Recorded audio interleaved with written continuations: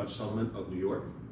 And today we're going to finish or watch another segment of this video and go over Dutch interactions with the native population and the different tribes that we had here in New York, in upstate New York.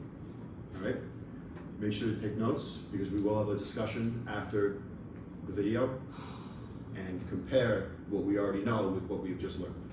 Okay? And the Dutch, in doing business with the Indians, were largely in contact with the Iroquois Confederation, who were around upstate New York, what's today upstate New York, and they were 5 different tribes, later 6, each of them retaining their tribal identity, but all in a perpetual union, a perpetual confederation, pledging mutual defense to each other and mutual friendship. Not only did this keep them from constantly being at war with one another, but also allowed them to present a united front to their enemies. The Iroquois lived in longhouses, and they saw their confederation as one big longhouse. And in fact, when they ran into the Dutch, they thought, hey, maybe the Dutch are interested in joining our longhouse. You know, these can be our friends, our business associates. Maybe bring them in. Now, the Dutch, of course, didn't feel that way. They didn't see themselves becoming the next confederated Indian tribe. But at the same time, the Dutch did go through certain ceremonies with the Iroquois. When the Iroquois wanted to observe what they called condolences and go through these ceremonies where they would trade wampum beads and that sort of thing, the Dutch would participate. Not that they like participating, but it's the cost of doing business. If your business partner wants you to participate in this ceremony and be up all night or something like that, then you're up all night because you're here to make money, and you make money by making your business partner happy. We can learn a lot of marketing from the Dutch and New Netherland. Now, of course, General Patton said, lead me, follow me, or get out of my way. The Dutch, they're telling the Iroquois, you know, follow me, show us how to relate to you. Now, there were times where, you know, like the French would freely give out ammunition to their Indian allies, and the Iroquois expected the same from the Dutch. The Dutch are like, that costs money, you need to pay us. And the Indians are like, hey, but what about, we're friends, right? And friends help friends. Yes, friends help friends, and they pay money. Okay, the Dutch really didn't understand this Indian concept of, hey, you're my business partner and my friend, and when I go to war, I want you to help me, and I should kind of expect that of you. So there is certainly some tension there, but for the most part, the Dutch were able to preserve this trading relationship that they had with the Iroquois and preserve friendly relations, cost of doing business. All right. The rest of the segment is just on something we will get onto later, but for now, I'm going to figure out how to turn off the projector. You can try pressing the power button. What happened? Guess what it probably was. Okay. It was All very right. nice, Rachel. Huh? It was very nice. You know what, Charles? I think I get to be not nice. Hold on, class. Hey. All right. So, now, we just spoke about the Dutch. Notice nobody was taking notes. So, I'm sorry. please refrain from swearing in the classroom, Rachel. Mm-hmm. We have to make sure we're professional here and making a safe space. Okay? Now, this is going to be annoying. Anyway. So, we're going to start.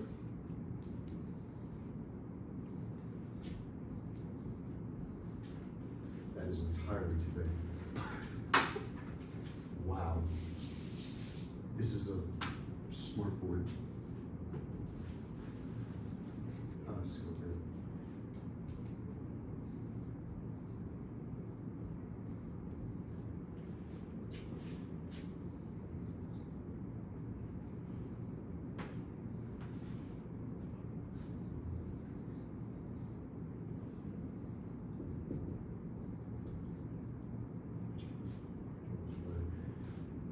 Oh, we're gonna cut this out. Why? This is exactly what this is the real, you know. The real. The real. Who taught you how to write E's? I couldn't see it behind the suit. I saw your face and I was like, what are you? Okay. So, as we've discussed earlier in other sections of learning about the colonies in the Americas, yes, I was sick. I wasn't here for that. it's okay. You'll learn. You'll learn through the discussion, right? There were three. Yes. But how am I going to get participation if I don't know how to discuss it? Well, you were here for the section on the Dutch, so you'll answer for them, I'm still sick. and then Charles will answer for the English and the French. Okay. Okay. And if you're sick, please don't come to school. I do not wish to be sick. What was one thing that we just learned about the Dutch and how they interacted with the natives? What was here, let me phrase this question. When they went and traded with the natives, what was the main goal of the Dutch? Was it to gain a friend? Was it to gain something else?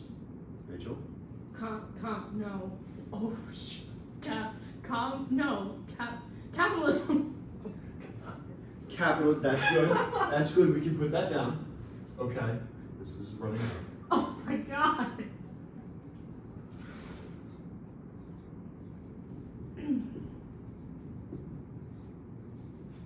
Capitalism, Mhm. okay? Can you define that for me so that the class can have a better understanding? It's the Monopoly guy. I like the idea, that's a fun reference, Mm-hmm. but I'm looking for something a little bit more specific and real. His hat. Yes, Charles? They wanted to make money. Money, see? There we go. I The was Dutch close. wanted, when the Dutch traded, they were looking for money, right? Sure. Or were they like foraging for money, or were they like?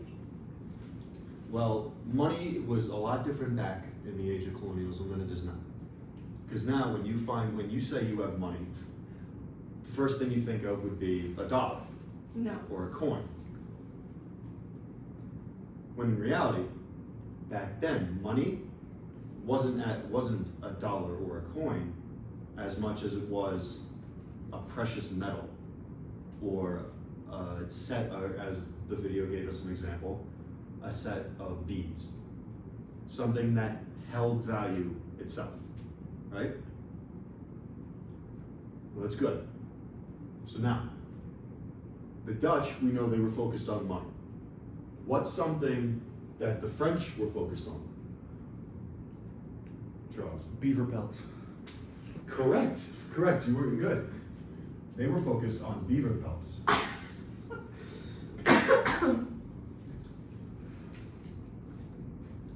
Now why did they want those beaver pelts? Can you tell me that? Hats. You're right. Hats, and what else could you do with a beaver pelt? A nice Clothes. clothing, right. So,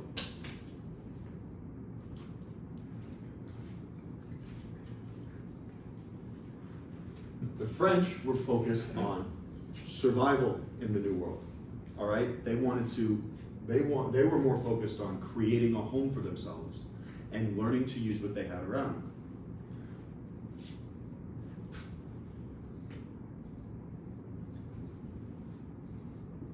Okay? Can you tell me anything else about how the French acted with the natives? About maybe what the French had to offer to the tribes? Escargot. Good, I like your idea. Well, what's something that doesn't require animals? Because these aren't the same animals that the French had back home. Yes. Baguettes. Good, yes. Baguettes, bread. They showed them how to make bread, how to make their foods so that they could trade these ideas for other new ideas and bear skins, or beaver pelts. All right. Now that we have the French and the Dutch, what can you guys tell me about the English? Rachel. They wore monocles. Chelsea. They wanted wood to build their ships to fight the Spanish. That is loud. That is very specific. Okay. So they needed wood. Yes, Rachel. What does the Dutch flag look like?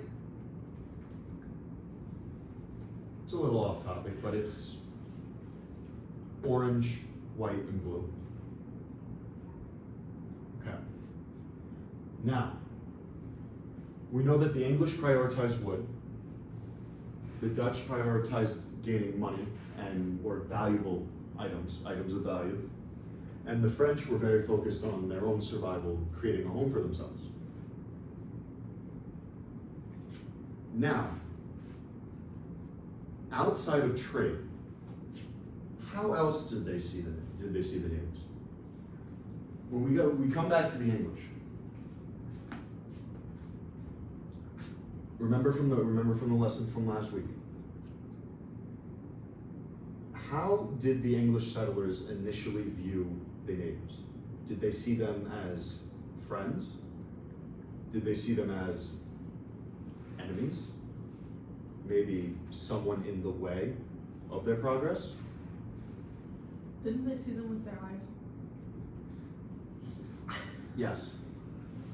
Unruly neighbors. Unruly neighbors. All right?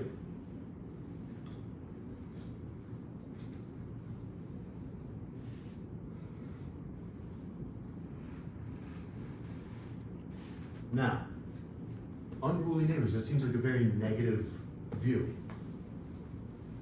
What do you think the English intended to do to the natives? What does unruly mean? Unruly, they made too much noise. They were too rude. They seemed out of line. Oh wow, Jesus Christ. Fuck. Dude. Crap. That's a good thing. That's a good thing. That's a good That's a good thing. That's a good thing. Okay, no, because the noise we just gotta stop. No, you can don't. I mean, I'd say like just put a bow on it. Put a ball I'm on saying it. I That's the bell. don't want you to keep going thinking that you haven't hit your time. Is what I said. Yeah, no, that's what I was worried about, because that's why I was speaking so slow, like slow. No, you're great. All right. Because that's why I also had the thing on my phone going, because I was like, oh, the video, I'm not gonna know how long it is, Mm-hmm. and I need to talk and I need to go fast. Okay. Well, I guess then, action. But Well, I guess that's the bell. Just remember, we'll pick up on this tomorrow when you guys come back. But just make sure to remember what we have here, and I'll see you guys tomorrow. Michael, I think you want to see